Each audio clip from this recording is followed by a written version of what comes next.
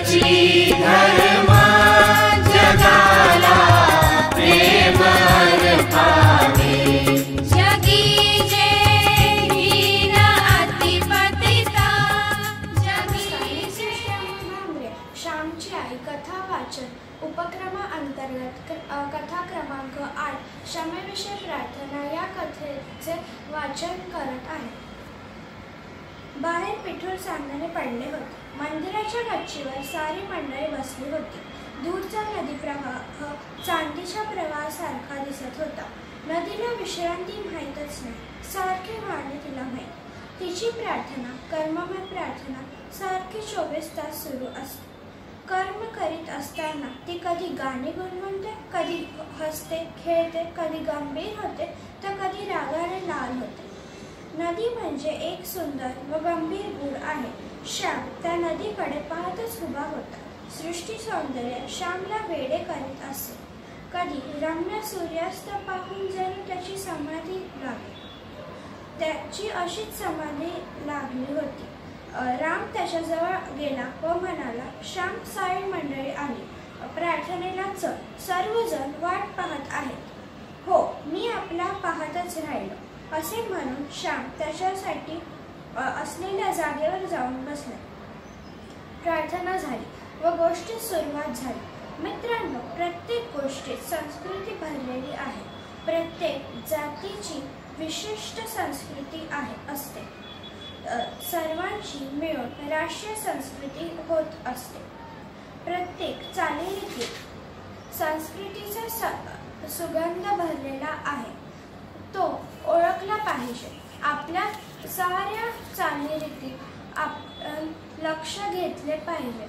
काही अनुपयुक्त चाली असतील त्या सोडून दिल्या पाहिजे, परंतु संस्कृतीचे संवर्धन करणाऱ्या चाली मरू देता कामा नये। आपल्या देशातील, आपल्या समाजातील प्रत्येक आचार म्हणजे एक शिकवण आहे।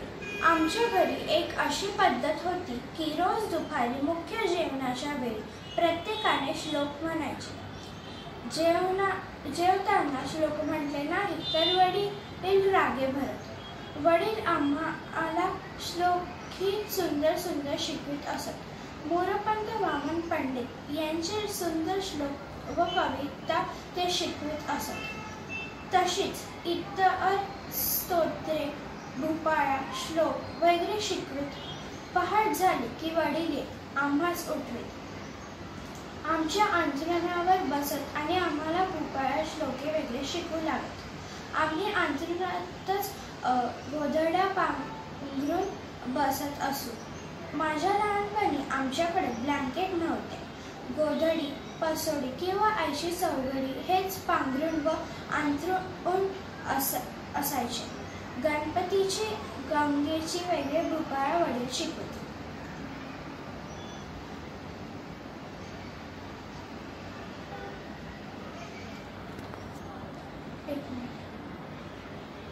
रोज एखादा नवीन श्लोक ते शिकवायचे।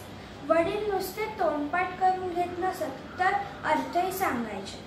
वडील पहाटे शिकवित तर सायंकाळी आई शिकवित। दिव्या दिवा दीपत्कार, कानी कुंडल मोतीहार, दिवे देखून नमस्कार, दिवा तेवे मध्यरात, दिवा तेवे देवापाशी, माझा नमस्कार सर्व देवांपाशी वगैरे आई शिकवित असत। आम्हालाही त्यामुळे पाठ करण्याचा नाद लागला। दुपारी जेवणाचे वेळी जर वडिलांनी न शिकवलेला परंतु आम्ही पाठ केलेला श्लोक आम्ही म्हटला तर वडील शाबासकी देत। त्यामुळे आम्हास उत्तेजन मिळे। गावात कोठे लग्नमुंजी पंगत असली किंवा उत्सवाची समाराधना असली तेव्हा मुले श्लोक म्हणत। जो श्लोक चांगला म्हणे त्याची सारी स्तुती करीत। अशा रीतीने घरीदारी श्लोक पाठ करण्यास उत्तेजन मिळेल। जेवताना सुंदर विचारांचे श्लोक कानावर पडत, जणू ते ऋषी अर्पणच होत असे। गावात कोठे जेवताना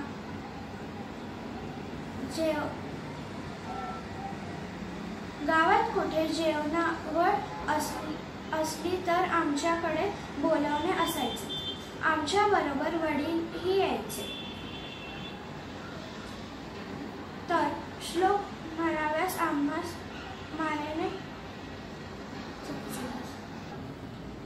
मानेने डोक्याने इशारा देत व आम्ही लगेच म्हणत असू. घरी गेल्यावर वडील रागवतील ही भीती असे. मला श्लोक जरी चांगले व पुष्कळ येत होते तरी पंक्तीत मी लाजत असे. माझा आवाज फारसा चांगला नव्हता व सभागीरपणाही नव्हता. लहानपणापासून मी समाजाला व समाजाच्या टीकेला भीत असे. मी लाजाळू पक्षी आहे. अजूनही फारसा माणसाळलेला नाही. मी लगेच कावरा-बावरा होतो. श्लोक म्हणत असता कोणी हसला, कोणी टीका केली तर मला वाईट वाटे. परंतु वडील जवळ असले म्हणजे मुकाट्याने म्हणाव्यास लागे. तेथे गत्यंतर नसे. त्या दिवशी गंगू अप्पा ओकांकडे समाराधना होती. त्यांचा आमचा फार घरोबा.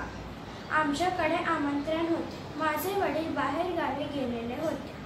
दुसऱ्याच्या घरी जेवणास जाण्याची मला लहानपणापासून लाज वाटत असे. परंतु कोणीतरी गेलेच पाहिजे होते. हजेरी लागलीच पाहिजे. नाहीतर तो उर्मटपणा माजुरीपणा दिसला असता. त्याचे मन दुखावले असे झाले असते. वडील घरी नसल्यामुळे माझ्यावर जेवायला जाण्याची पाळी आली. दुपारी स्नान सामने आले व थोड्या वेळाने मी जेवायलाच गेलो. कणे रांगोळ्या घातल्या होत्या. केळीची सुंदर पाने होती. मी एका आगोतलीवर जाऊन बसलो. उदबत्त्यांचा घमघमाट सुटला होता. उन्हाळ्याचे दिवस होते म्हणून पाण्याचा मोठा हंडा भरून फडकी लावून होती व पाण्यात वाळा टाकलेला होता. घरोघरचे कोणी आले की नाही का आले नाही याची चौकशी झाली. जो येणार असून आला नसेल त्याच्याकडे हातात पाळीपंच पात्र देऊन एखाद्या मुलाला पाठविण्यात येईल. सारी मंडळी आल्यावर पान पोक्षण झाले व हर हर महादेव होऊन मंडळी जेवाव्यास बसली. मी मुकाट्याने जेवत होतो. श्लोक म्हणाव्यास सुरुवात झाली. मुलांनी श्लोक म्हणायचा सपाटा चालविला. कोणाला शाबासकी मिळत होती. मला आग्रह होऊ लागला. मला लाज वाटे व म्हणायचे ध्येय होईना. बायक्या आहेस अगदी. शेजारचे गोविंद भट म्हणाले. सारे मी ऐकून घेतले. जेवणे झाले. सर्व मंडळी उठली. मी सुपारी वगैरे खातच नसे. वडील फार रागवत सुपारी खाल्ली तर विद्यार्थीने सुपारी विडा खाऊ नये अशी चाल होती. मी घरी आलो. शनिवार असल्यामुळे 2 प्रहरी शाळेला सुट्टी होती. आईने विचारले, काय रे होते जेवणाला? भाज्या कसल्या होत्या? मी सारी हकीकत सांगितली. आईने विचारले, श्लोक म्हटलास की नाही? आता काय उत्तर देणार? एका खोट्यास दुसरे खोटे. एक खोटे पाऊल टाकले की ते सावरण्यास दुसरे खोटे पाऊल टाकावे लागते. पाप पापास वाढवीत असे. दुर्मूल करीत असे. आईला मी खोटेच सांगितले. श्लोक म्हटला. आईने पुन्हा विचारले, कोणता म्हटलास? तो म्हटलेला लोकांना आवडला का? पुन्हा मी खोटे सांगितले की नेत्री 2 हिरे प्रकाश पासरे हा श्लोक म्हटला. माझ्या वडिलांना हा श्लोक फार आवडत असे व तो आहेही गोड. मी आईला हे सारे खोटेच सांगत होतो. तोच शेजारची मुले आली. एकमेकांच्या खोड्या कराव्यास, एकमेकांची उणी पाहाव्याची, एकमेकांना मार बसाव्यास हा मुलांचा स्वभाव असतो. शेजारचे बंड्या, बन्या, वासू सारे आले व आईला म्हणाले, यशोदा काकू, तुमच्या श्यामने आज श्लोक म्हटला नाही. सारे त्याला म्हण असे सांगत होते, परंतु याने म्हटला नाही. श्यामने मला शिकवलेला भरुनी गगन ताटी शुद्ध नक्षत्रे तो मी म्हटला व मला शाबासकी मिळाली असे वासू म्हणाला. गोविंदा म्हणाला, असा येतो देखे रथ निकट तो श्यामल हरी हा मी म्हटला व नरसू अण्णांनी मला शाबासकी दिली. आई मला म्हणाली, श्याम, मला फसवलीस, खोटे बोललास, श्लोक म्हटला म्हणून मला सांगितले. वासू म्हणाला, श्याम केव्हा रे म्हटला? बना म्हणाला, अरे त्याने मनात म्हटला असेल तो आपल्याला कसं ऐकू येईल? बंड्या म्हणाला, पण देवाने तर ऐकलं असेल. मुले माझी थट्टा करीत निघून गेली. मुले म्हणजे गावातील न्यायाधीशच असतात. कोणाचे काही लपू देणार नाही. गावातील सर्वांची भेंगे चव्हाट्यावर अण्णांनी वर्तमानपत्रेच ती. मला आई म्हणाली, श्याम, तू श्लोक म्हटला नाहीस, ही एक चूक, व खोटे बोललास ही तर फार भयंकर चूक. देवाच्या पाया पड व म्हण, मी पुन्हा असे खोटे बोलणार नाही. मी मुकसंबत तेथे उभा होतो. आई पुन्हा म्हणाली, जा देवाच्या पाया पड, नाहीतर येऊ दे, त्यांना सांगते. मग मार बसेल, बोलणे खावे लागते. मी जागचा हल्लो नाही. मला वाटले आई वडिलांना सांगणार नाही, ते विसरून जाईल. आजचा तिचा राग उद्या कमी होईल. आई पुन्हा म्हणाली, नाही ना ऐकत? बरं, मी आता बोलत नाही. वडील रात्रीच परगावाहून आले होते. रोजच्या प्रमाणे ते पहाटे उठाव्यास आले. त्यांनी भोपाळा सांगितला. आम्ही म्हटला. वडिलांनी मला विचारले, श्याम, काल कोणता श्लोक म्हटलास? आई ताप करीत होती. तिची सावली भिंतीवर नाचत होती. उभे राहून ताप करावे लागले. मोठा डेरा होता. आईने एकदम ताप करायचे थांबवले व ती म्हणाली, श्यामने काल श्लोक म्हटला नाही. मला मात्र खोटेच येऊन सांगितले की म्हटला, परंतु शेजारच्या मुलांनी सारी खरी हकीकत सांगितली. मी त्याला सांगत होते की देवाच्या पाया पड व पुन्हा खोटे बोलणार नाही असे म्हण, परंतु किती सांगितले तरी ऐकेनाच. वडिलांनी ऐकले व रागाने म्हणाले, होय का रे, उठतोस की नाही? त्या भिंतीजवळ उभा राहा. श्लोक म्हटलास का काय? वडिलांचा राग पाहून मी घाबरलो. मी रडत म्हटलो, नाही म्हटला. मग खोटं का सांगितलेस? 100ला तुला सांगितले आहे की खोटे बोलू नये म्हणून. वडिलांचा राग व आवाज वाढत होता. मी कापत म्हटलो, आता नाही पुन्हा खोटे बोलणार.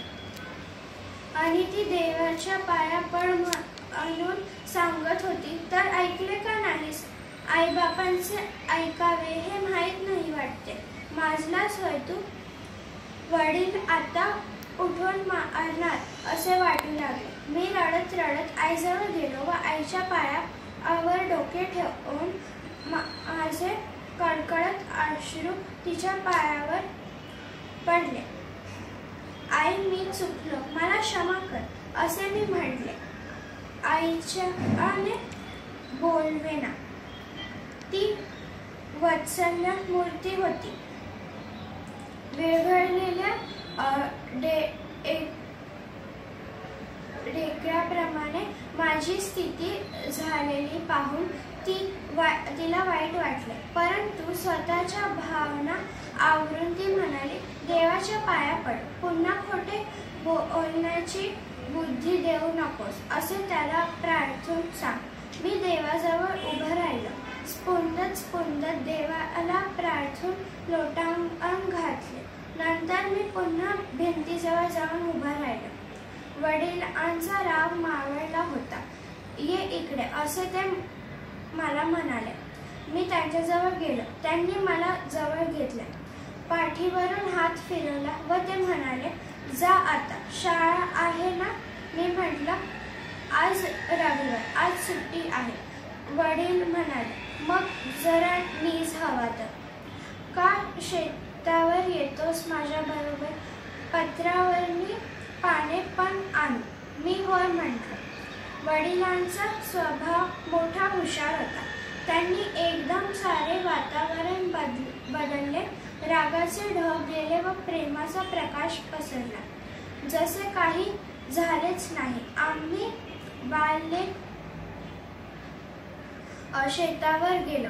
माझी आई मूर्तिमंत प्रेम होती, तरी वेळप्रसंगी ती कठोर होत असे. तिच्या कठोरपणातच खरे प्रेम होते, खरी माया होती.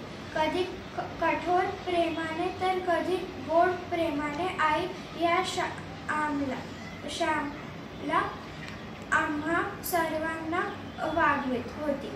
कधी ती प्रेमाने थोपटी तर कधी रागाने धोपटी.